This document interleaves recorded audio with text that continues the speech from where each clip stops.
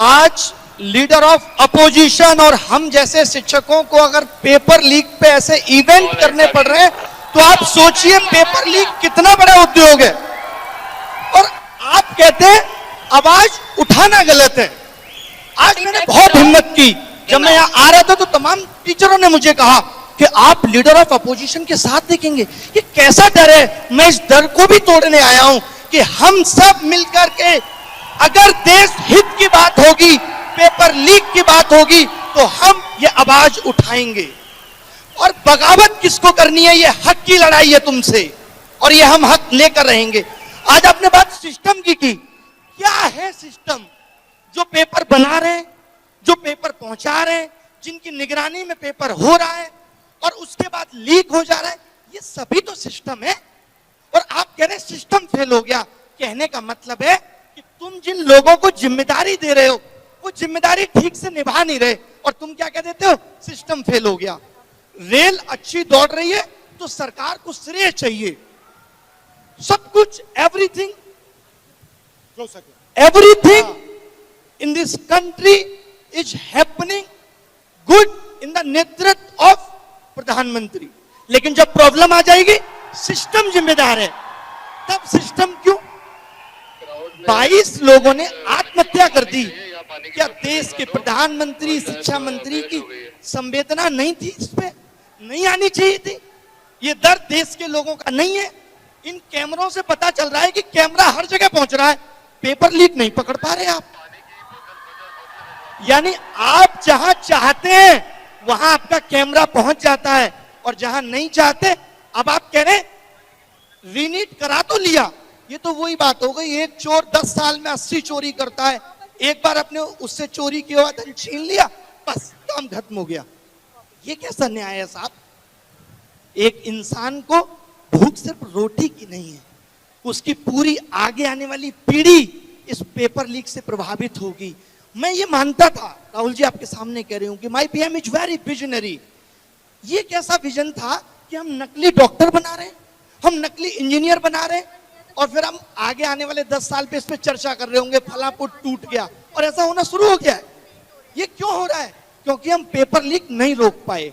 आप बात बात पे कहते हैं कि ये नेशनल सिक्योरिटी पे खतरा है, और जो बीएसएफ के एग्जाम में पेपर लीक से बंदा पहुंच रहा है, असली खतरा तो ये है नेशनल सिक्योरिटी पे। इस पे आपका ध्यान नहीं है, क्योंकि आप इसे ठीक नहीं करना चाहते। बात मनसा की है। आप जब पेपर लीक की आवाज, कोई भी पेपर लीक की आवाज अगर युवा उठाता है तो सबसे पहले सरकार आके उसका बचाव करती है। नहीं, पेपर लीक नहीं हुआ, यानी आप पेपर लीक का नुकसान उठाएंगे। आप ही को साबित करना है कि पेपर लीक हुआ है कि नहीं, और सरकार नहीं मानेगी तो आपको कोर्ट जाना है, और कोर्ट का न्याय तो आपको पता ही है कि कितना न्याय मिलेगा आपको। तो ये दर्द पे आवाज कौन उठाएगा? इस दर्द को ठीक कौन करेगा? यही तो असली देशभक्ति है, जो ये सोच पा रही है कि अगले 10 साल बाद का भारत कैसा होगा।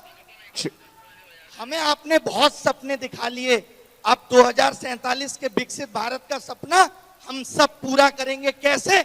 गलत पे आवाज उठा के, तभी तो पूरा होगा।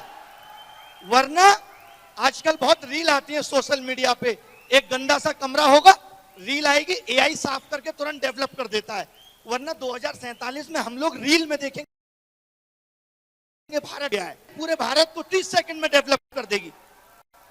ये डेवलप करने का तरीका है। शिक्षा व्यवस्था नींव है किसी सिस्टम की, किसी की भी। आप स्कूल बंद कर दे रहे हैं क्योंकि बच्चे नहीं आते।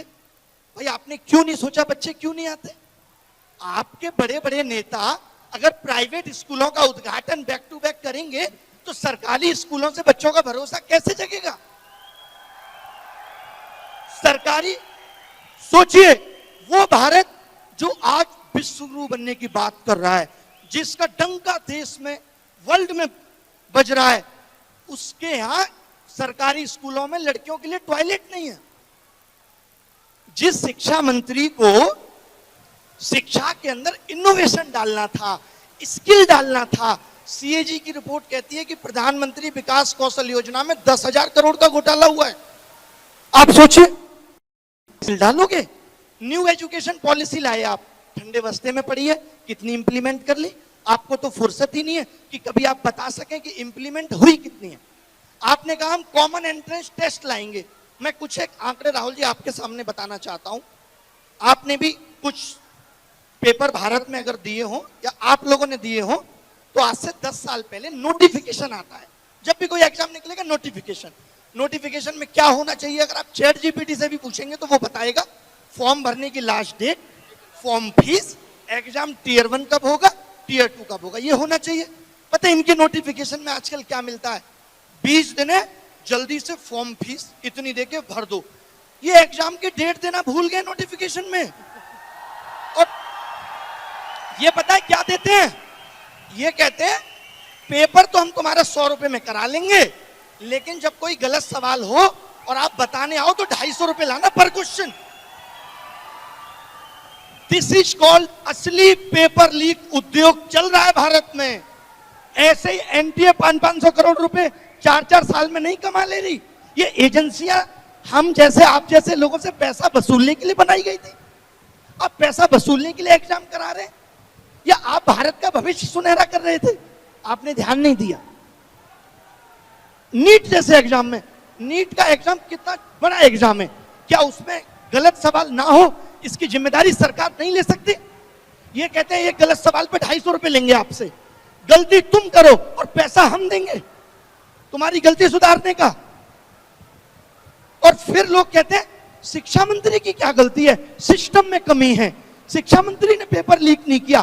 तो शिक्षा मंत्री ने तो पेपर बनाया भी नहीं है, जरूरत ही नहीं है शिक्षा मंत्री की, सिस्टम ही रहने दीजिए। क्यों रहना है शिक्षा मंत्री, बनाना क्यों है? आप कुछ कहना चाहते हैं राहुल जी, आप कुछ कहना चाहते हैं? नहीं, आप काफी पैशनेट हैं इस चीज के बारे में। जो आप कह रहे हैं उससे मैं सहमत हूं। मैं कोचिंग बंद कर चुका हूं, 6 साल हो गए मुझे केवल और केवल इस पेपर लीक उद्योग, एजुकेशन सिस्टम और एग्जाम सिस्टम को सुधारना है। और दुनिया के किसी भी मंच से अगर शिक्षा व्यवस्था की बात होगी तो मैं जरूर मिलूंगा। मुझे अब नहीं काम करना है, मेरा जिंदगी का थ्रिल इसी में है कि मैं चाहता हूं कि ये पेपर लीक थी। बट एक चीज पे तो कंसेंसस हो सकता है, पॉलिटिकल कंसेंसस हो सकता है। देखिए, राजनीति छोड़ दीजिए, बिल्कुल पॉलिटिकल कंसेंसस हो सकता है कि पेपर लीक को, एक छोटा सा स्टेप है, बट पेपर लीक को हमें खत्म कर देना चाहिए। फर्स्ट स्टेप, ये तो कंसेंसस हर पार्टी में हो सकता है, और इस कंसेंसस को डेवलप करना और इसको इंप्लीमेंट करना सबकी जिम्मेदारी है। इससे आप भी अग्रीमेंट में हो, मैं भी हूं, और सारे लोग अग्रीमेंट में हैं। राहुल जी, एक बात कहना चाहूंगा मैं, मुझे बड़ा दुख है, आप लोग भी ऐसी चीजों का विरोध करिए जहां लोग ये कहते हैं कि पेपर लीक में राजनीति आ रही है। क्या पेपर लीक इस देश का राजनीतिक मुद्दा नहीं है? है ना भाई? तो क्या आप ये मानते हो कि पेपर लीक के लिए सत्ताधारी पार्टियां कभी आवाज उठाएंगी? नहीं। क्यों उठाएंगी? वो तो पैसा बना रही है इससे। तो पेपर लीक पे आवाज विपक्ष, हम जैसे शिक्षक ही उठाएंगे। तो कोई आपको कहता है कि पेपर लीक पे क्यों बोल रहे हैं? क्योंकि इनको देश की चिंता है, हमें देश की चिंता है। तो इससे मत डरिए। लोग कहते हैं मैं नहीं डरता इन बातों से, मैं आया हूं पेपर लीक पे बोलने। मेरा किसी पार्टी विचारधारा से कोई मतलब नहीं है, मेरी विचारधारा देश हित है और उसी के लिए काम करेंगे। Thank you Rahul. Thank you brother, nice to meet you, thank you very much.